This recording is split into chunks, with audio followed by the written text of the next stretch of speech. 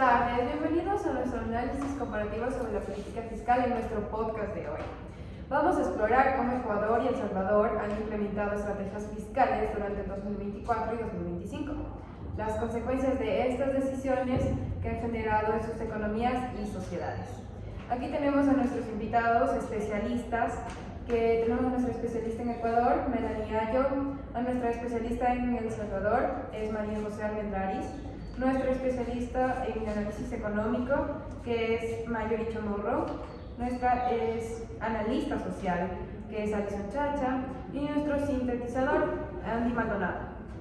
Bueno, empezamos e iniciamos un concepto fundamental. ¿Qué entendemos por política fiscal, querido especialista de Ecuador? ¿Se nos puede dar una explicación? Claro, a ver. La política fiscal es el conjunto de decisiones que toma el Estado sobre sus ingresos, sus gastos públicos, incluyendo la recaudación tributaria, el manejo del presupuesto y el financiamiento mediante deuda. Existen dos tipos principales. El primero es la política expansiva, que aumenta el gasto para estimular la economía, y la contractiva, que reduce el gasto o aumenta impuestos para controlar el déficit fiscal. Perfecto, muchas gracias.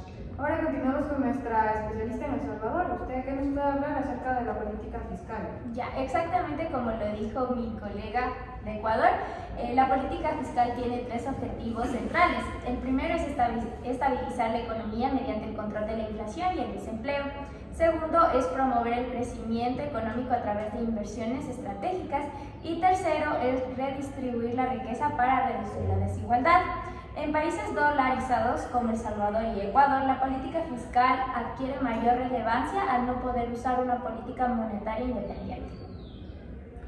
Perfecto, querida, muchas gracias por la explicación. Bueno, comprendido el concepto, analicemos cada caso.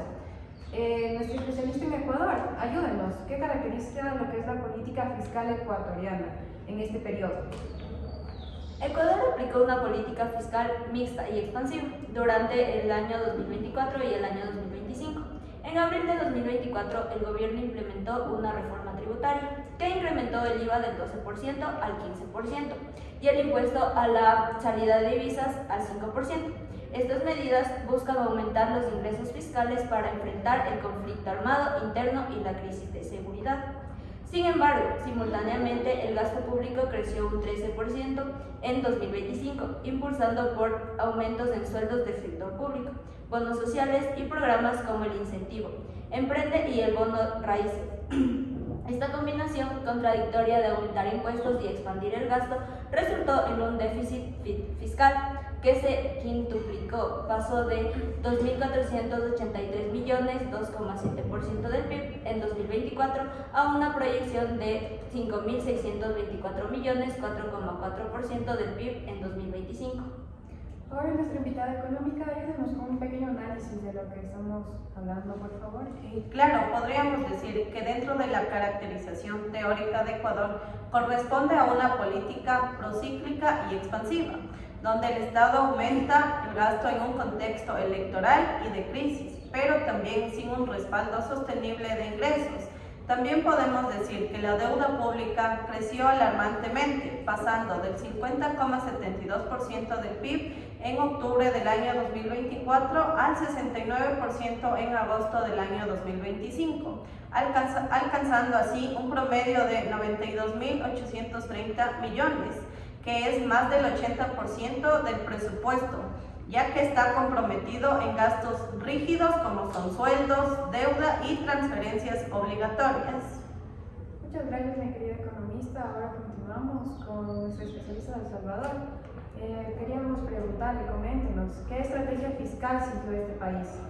Bueno, básicamente nosotros como El Salvador implementamos una política fiscal contractiva y de consolidación fiscal durante el 2024 y el 2025, con un enfoque opuesto al ecuatoriano. El gobierno ejecutó un ajuste fiscal equivalente a 3,5% del PIB en 3 años, priorizando la reducción del déficit fiscal que pasó de 3,3% del PIB en 2024 a una meta de superávit primario del 1,9% en el 2025. Estas medidas incluyeron masificación de la facturación electrónica, fortalecimiento de la administración tributaria, reducción de la masa salarial pública, contención del gasto corriente y recortes en transferencias a municipios. En diciembre del 2024, El Salvador firmó un acuerdo con el FMI por 1.400 millones, condicionando al cumplir metas de consolidación fiscal. Además, en enero del 2025 eliminó el Bitcoin como moneda de curso legal para mitigar riesgos financieros. Perfecto, mi estimada. Un poquito nerviosa, pero estamos. Bueno, continuamos con su recomendación y analista económica. Ayúdenos un poquito más. Bueno, dentro de El Salvador podríamos decir que la caracterización teórica es una política fiscal contractiva y anticíclica, orientada siempre a la sostenibilidad fiscal a largo plazo. El presupuesto del año 2025 es de 9.663 millones, ya que este es el primer presupuesto totalmente financiado dentro de algunas décadas, lo que significa que no hay brecha entre ingresos y gastos corrientes. También la deuda pública se mantiene alta, que corresponde a un 85% dentro del PIB, pero la estrategia siempre busca colocarla en una trayectoria descendente mediante superávits primarios consistentes y mejoras también dentro de una transparencia fiscal.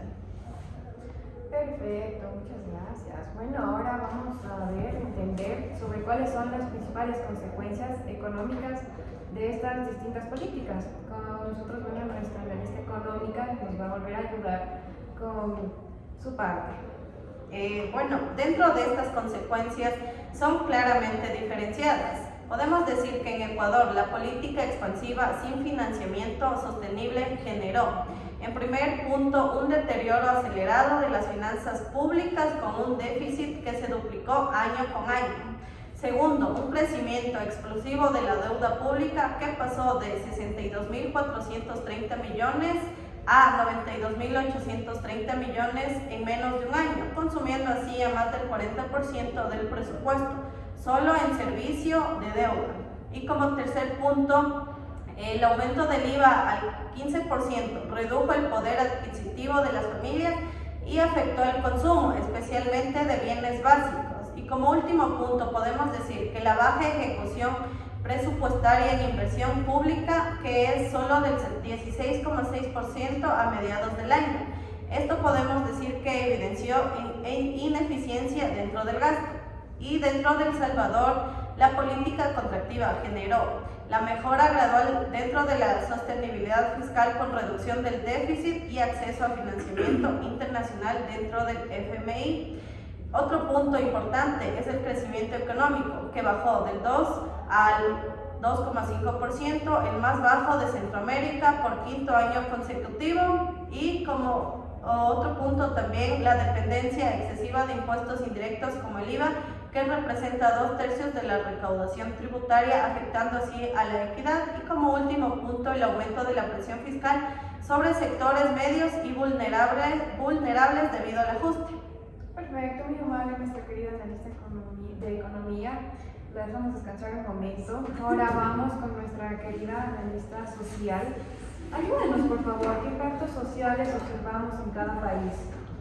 Bueno, claro, como hemos venido hablando, pues los impactos sociales son muy profundos y preocupantes, ¿no?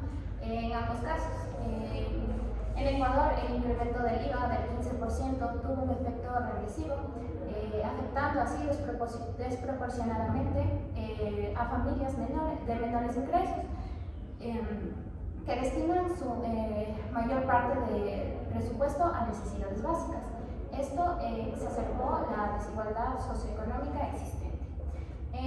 También, por otro lado, el sector salud enfrentó una crisis severa, ya que hubo recortes de 1.249 millones entre noviembre y diciembre de 2024, resultando esto en falta de medicamentos, insumos y deterioro de servicios. En educación también, a pesar de asignaciones presupuestarias mayores, como esta ejecución fue deficiente, ya que fue del 49% en octubre del 2025, afectó la calidad educativa. También los pequeños y medianos empresarios sufrieron caída en ventas por la reducción del consumo. En El Salvador, los recortes presupuestarios fueron dramáticos, siendo del 90.8 millones menos en salud y 31 millones menos en educación para este 2025. Esto pues implicó la eliminación de 3.669 plazas en salud y 781 en educación. Esto generó también protestas sociales masivas como las marchas blancas. Esto es el congelamiento de escalafones que afectó la motivación del personal de sectores estratégicos. Además, también tenemos la desigualdad, que esta es persistente y más que todo es alarmante. Esta es del 1% más rico, concentrada el 25% de la riqueza nacional, mientras la mitad de la población apenas obtiene el 5%. La política fiscal regresiva, basada en el IVA, perpetúa esta desigualdad estructural. Muchas gracias por su análisis. Bueno, ahora sí, para cerrar nuestro querido podcast, ya que hemos escuchado a nuestros analistas, vamos con nuestro sintetizador. Démosle la palabra, ya que igual no ha tenido aquí voz y voto. Bueno, continuamos, nuestro querido sintetizador. ¿Qué conclusiones extraemos de este análisis comparativo? Por favor, si nos ayuda.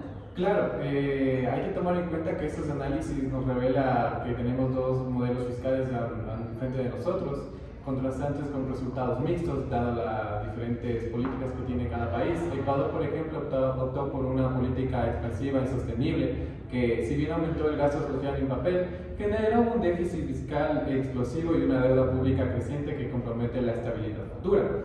En El Salvador, en otro caso, eligió un ajuste fiscal austero que mejora la sostenibilidad, pero con altos costos sociales inmediatos en salud, educación y empleo público. Para ambos casos, ambos países se enfrentan al dilema de fiscal fundamental, cómo equilibrar la sostenibilidad de las finanzas públicas con las necesidades sociales urgentes. Ecuador, por ejemplo, necesita control del gasto de reformas estructurales para evitar una crisis de deuda.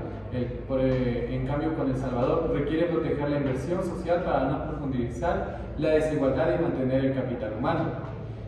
La lección central es que la política fiscal debe ser sostenible, equitativa y transparente, así haciendo una combinación de disciplina fiscal con inversión social, estratégica y redistribución progresiva del ingreso. Gracias. Muy amable, gracias. Bueno, les quería agradecer a ustedes por escuchar, por el tiempo igual que hemos dedicado para este análisis. Les quería agradecer y hasta una próxima.